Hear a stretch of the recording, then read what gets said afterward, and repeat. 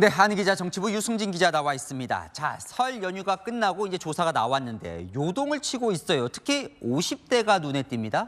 네, 2주 전 조사를 한번 보면요. 50대의 45%가 민주당을 지지했고 30%가 국민의힘을 지지했습니다. 그런데요, 2주 뒤 50대 민주당 지지자는 13%포인트 떨어졌고요. 국민의힘 지지자는 10%포인트 올랐습니다. 50대의 민심이 달라진 거죠.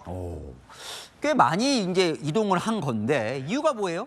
그래서 양당 지도부에 한번 물어봤습니다. 50대가 왜 오른 것 같냐? 국민의힘 관계자들은요, 크게 두 가지를 꼽더라고요. 한동훈 비대위원장이 50대잖아요. 한 위원장 온 이후에 이 비대위가 젊어지면서 동질적인 감정을 느낀다는 것, 또 여당이 내세우는 운동권 심판론이 운동권을 직접 겪은 세대인 50대에게 통하고 있다는 겁니다. 여론 전문가들은요, 50대를 소위 낀 세대 스윙보터라고도 하더라고요. 50대 초중반은 진보, 50대 중후반은 보수 성향으로 나뉘어서 사안에 따라서 움직이는 세대라는 거죠. 민주당은 더 지켜보겠다며 말을 아꼈습니다. 자, 대통령 지지율도 보면 일단 바닥은 친 모양새예요. 네, 여당도 이 부분도 고무적으로 보고 있습니다. 한동훈 비대위 출범 이후에 대통령 지지율과 국민의힘 지지율이 차이가 있는 이른바 디커플링 현상이 일어났었죠. 오늘 발표된 조사를 보면요, 디커플링이 일부 해소됐다는 평가가 나옵니다. 2주 새 대통령 지지율은 4%포인트 올랐고 국민의힘 지지율도 3%포인트 올라서 동반 상승한 거죠.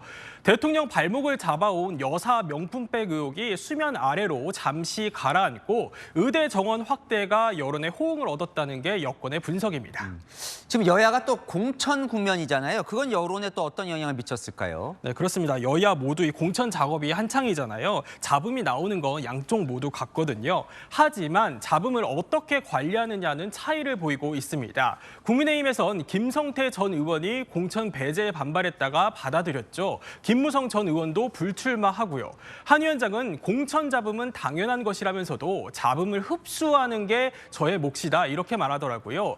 민주당은 현역 의원이 많다 보니 공천 속도도 더디고 임종석 전 실장에서 시작된 친명 친문 간 공천 갈등도 계속되고 있습니다. 민주당 관계자는요, 공천 잡음, 내부 분열 프레임이 생기기 시작하면 지지율은 떨어질 수밖에 없다고 평가했습니다. 하지만 국민의힘도 현역이 많은 영남 물갈이가 이제부터 시작이어서 잡음 관리 시험대가 지금부터라고 할 수 있습니다.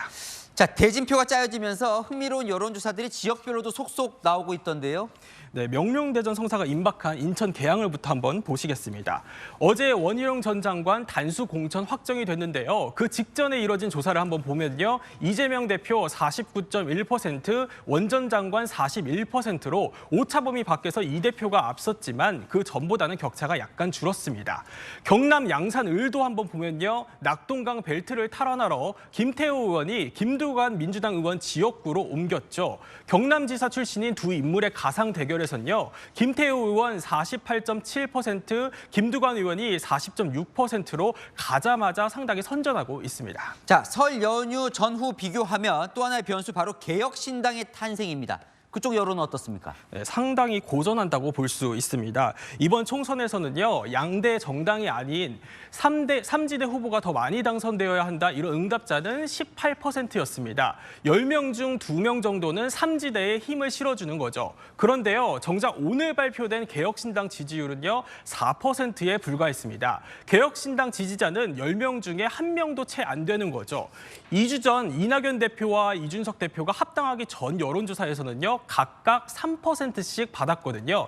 단순 합산하면 6%인데 두 사람 합당 후 지금은 4%로 떨어진 모양새입니다. 거대 양당이 싫어서 제3지대를 바라는 여론도 개혁신당을 지지하지는 않는다는 해석도 나옵니다. 조사 여론은 또 계속 요동치는 거니까요. 계속 잘 지켜봐 주시죠. 유승진 기자였습니다.